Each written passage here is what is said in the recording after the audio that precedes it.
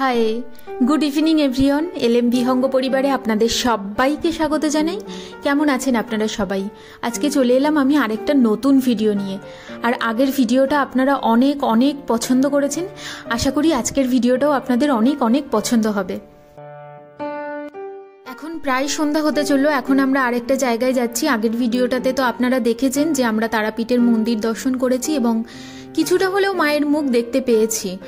তো আগের ভিডিওটা আমি এখানে যারা দেখেননি তাদের জন্য ডেসক্রিপশন বক্সে লিঙ্ক এবং আই বাটনে এখানে দিয়ে দেব, আপনারা গিয়ে ওখানে লিঙ্কে ক্লিক করে দেখতে পারেন। এখন আমরা যাচ্ছি তারাপীঠে তারামায়ের মন্দির যে রাস্তাতে, তার ঠিক উল্টো দিকে, মানে মেন রোড থেকে ডান দিকে ঢুকলে তারামায়ের মন্দির, আর বাঁ দিকে আমরা যাচ্ছি। এই দিকটাতে কি কি আছে একটু দেখবো, এক্সপ্লোর করব, সেই কারণে আমরা এই দিকটাতে যাচ্ছি। কি সুন্দর না এই ছোট্ট মন্দিরটা, বেশ ভালো লাগছে কিন্তু দেখতে। 2 মিনিট হেঁটে আসতেই আমরা দেখছি এরকম সুন্দর একটা গেট, আর এখানে লেখা আছে ভারত সেবাশ্রম সংঘ। তো গেটটা দেখেই তো মুগ্ধ হয়ে গেছি এবং দাঁড়িয়ে দাঁড়িয়ে বোন আর আমি ভাবছি যে ভেতরে যাব কি না। তারপরে দেখছি অনেক মানুষ ভেতরে ঢুকছেন, সেজন্য ভাবলাম এটা তাহলে সবার জন্যই উন্মুক্ত, তাই আমরাও ভেতরে যাব ভাবছি। এখন ভেতরে গিয়ে দেখবো যে কি কি আছে। গেটটাই এত সুন্দর, বিশ্বাস করুন এখানেই 5 মিনিট দাঁড়িয়ে দাঁড়িয়ে শুধু গেটটাই দেখলাম বাইরে থেকে। চলুন তাহলে একবার ভেতরে যাই, ভেতরে গিয়ে দেখি কি আছে। সূর্য অস্ত গেছে, তবে সূর্য অস্ত যাওয়ার পরে যে হালকা আলোটা থাকে, মানে গোধূলির যে আলোটা থাকে সেই আলোটা আছে। তো যতক্ষণ আলো আছে ততক্ষণ আমরা দেখতে থাকবো যে কি আছে ভেতরটাতে।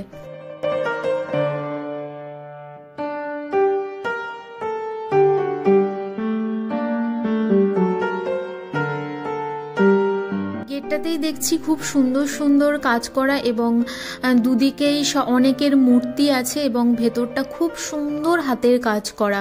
এগুলো কিন্তু প্রিন্ট নয়, এগুলো পুরোটাই মূর্তি। গেটের এই ভেতরটাতে খুব একটা আলো পাচ্ছি না, তবে আশা করি মন্দিরের ভেতরটাতে গিয়ে আলো পাবো। আর মন্দিরটা দেখুন অপূর্ব সুন্দর, মনে হচ্ছে না যে ওখানটাতে ছবির মতো পুরো বসিয়ে দেওয়া হয়েছে ওখানে মন্দিরটা। অপূর্ব সুন্দর। আর গেটটা দেখে তো আমি মুগ্ধ হয়ে গেছি, বারবার ঘুরে ঘুরে দেখছি আমি গেটটাই।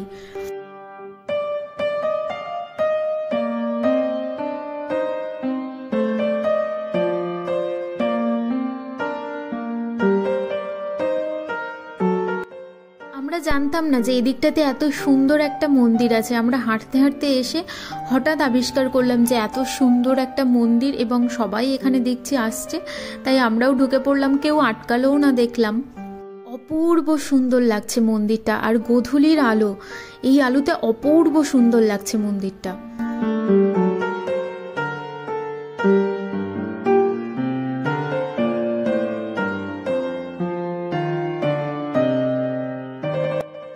চলুন ভেতরে যাই। বাইরেটা দেখেই এত মুগ্ধ হয়ে যাচ্ছি, তাহলে ভেতরে না জানি দেখে আরও কতটা মুগ্ধ হব, আরও কি কি আছে, আরও কি কি আশ্চর্য সুন্দর জিনিস দেখতে পাবো। চলুন ভেতরে যাই, গিয়ে আপনাদেরকে দেখাই।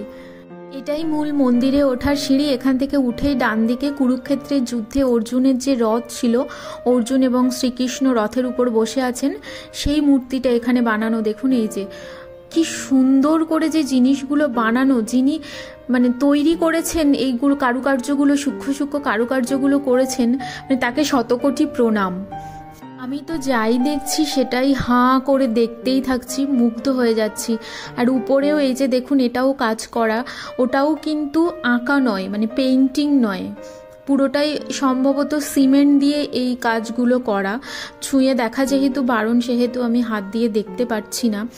এখানে মন্দির দর্শনের সময়টা দেওয়া আছে, আপনারা পজ করে দেখে নিতে পারেন।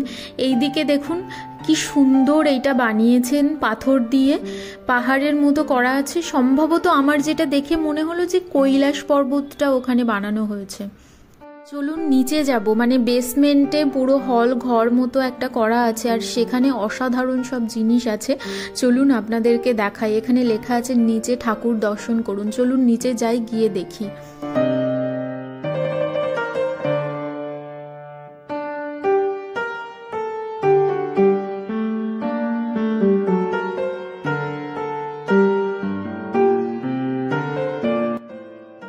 নিচে এলে এখানে সমস্ত অবতারদের মূর্তি বানানো, এখানে আপনারা দেখতেই পাচ্ছেন মৎস্যাবতার, কুর্মাবতার, এরকম সবার মূর্তি বানানো। আমি চেষ্টা করছি সবার একটু একটু করে ভিডিও নেওয়ার, যাতে সমস্তটা আপনাদেরকে দেখাতে পারি। এখানে দেখুন বরাহ অবতার, এখানে লেখাই আছে দূর থেকে প্রণাম করুন এবং হাত দিয়ে ছুঁয়ে দেখা যাবে না, এবং অনেকটা দূর থেকে এরকম রেলিং দিয়ে ঘেরা আছে।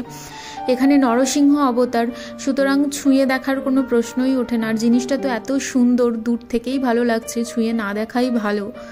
মন্দিরটা দেখালাম আপনাদের, মন্দিরটা পুরোটা উপরে, আর এই যে এটা পুরো বেসমেন্টে একটা বড় হল ঘর করে সেখানে বানানো। এখানে রাম, পরশুরাম, এখানে দেখুন কৃষ্ণ বাঁশি বাজাচ্ছেন, এদিকে আছেন গৌতম বুদ্ধ।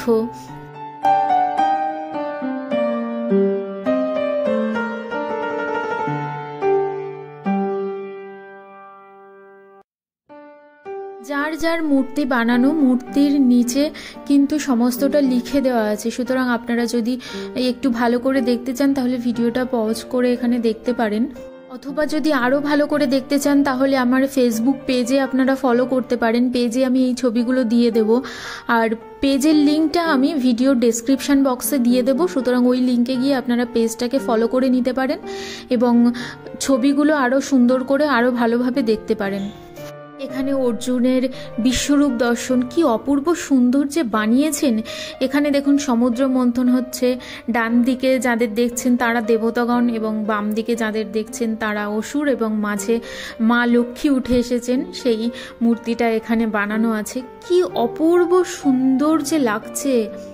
আপনারা যারা তারাপীঠে তারামায়ের দর্শনে আসবেন, আপনারা অবশ্যই অবশ্যই একবার এই ভারত সেবাশ্রম সংঘটা ঘুরে যাবেন। একদম কাছে, তারাপীঠে মায়ের মন্দির থেকে হাঁটলে 2 থেকে 3 মিনিট সম্ভবত লাগবে, একদম কাছে। সুতরাং আপনাদেরকে অনুরোধ রইল, যারা আসবেন তারা প্লিজ এটা দেখে যাবেন। এখানে শ্রীকৃষ্ণের রাসলীলা চলছে, আর এই পুরো ঘরটার একদম মাঝখানে শ্রীকৃষ্ণের রাসলীলার সুন্দর সুন্দর মূর্তি বানানো, সেটা আমি আপনাদেরকে একটু পরে দেখাচ্ছি। এই দিকটা আমি আগে ঘুরিয়ে নিই আপনাদেরকে, তারপর আমি আপনাদেরকে ওখানে নিয়ে যাচ্ছি।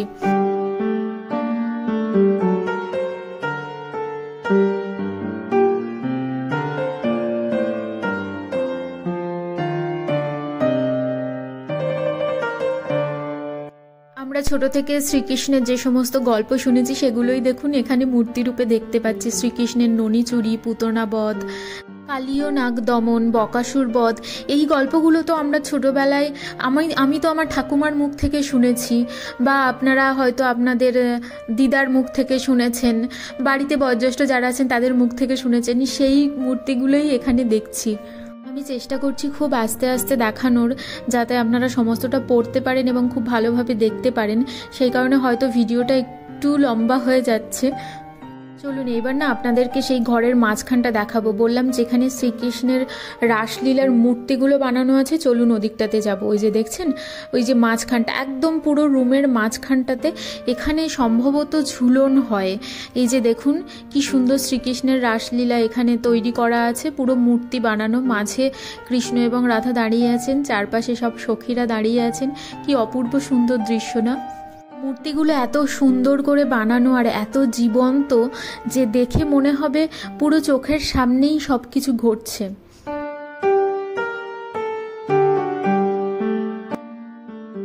চলুন ওদিকে আরও অনেক কিছু দেখা বাকি আছে, তো ওদিকটাতে যাই চলুন, তারপর আপনাদেরকে দেখাই ওদিকটাতে কি আছে।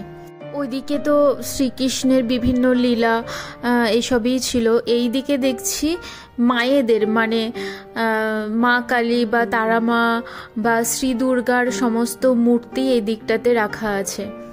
এদিকে দেখুন কি সুন্দর সপরিবারে মা দুর্গা আছেন। বাম দিকে আছেন সরস্বতী কার্তিক, ডান দিকে আছেন লক্ষ্মী গণেশ। মানে আমি মা দুর্গার ডান দিক বাম দিক হিসাবে বললাম। আমাদের ডান দিক বাম দিক দেখতে গেলে আমাদের বাম দিকে আছেন লক্ষ্মী এবং গণেশ, এবং ডান দিকে আছেন সরস্বতী এবং কার্তিক। মা দুর্গা এখানে সপরিবারে আছেন। ওদিকেও চলুন একবার দেখে নিয়ে এখান থেকে বেরিয়ে পড়ব। এদিকেও অনেকের মূর্তি আছে, কমলা মা, মাতঙ্গী, বগলামুখী, ছিন্নমস্তা।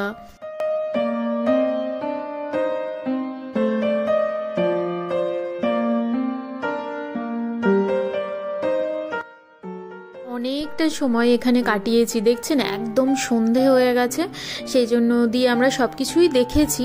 দেখার পরে চলে এসেছি এখানে মেন রোডে, এখান থেকে বাস ধরে আবার আমরা ফিরে যাব রামপুরহাট। তো এখানে বাস সবসময়ই অ্যাভেলেবেল, আর এখন তো সন্ধ্যাবেলা সেরকম একটা রাতও হয়নি, সেই জন্য এখানে ওয়েট করছি বাসের জন্য। তারাপীঠ আসলে দ্বারকা নদীর তীরে অবস্থিত। আমার পিছনে যেটা দেখছেন এটা দ্বারকা নদী, আর এই পিছনে একটা বড় করে ঘাট করা আছে। দাঁড়ান ওইদিকে ক্যামেরাটা ঘোরাই।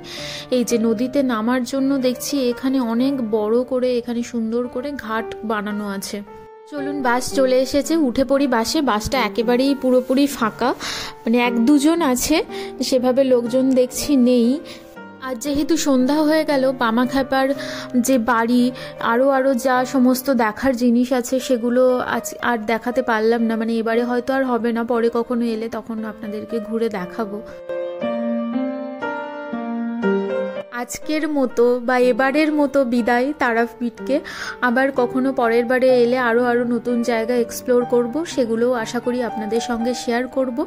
পুরো বাসটা দেখছেন প্রায় ফাঁকা বললেই চলে, 1 কি 2 আছে। আমরা একদম সামনের একটা সিট নিয়ে সুন্দর করে বসে পড়েছি।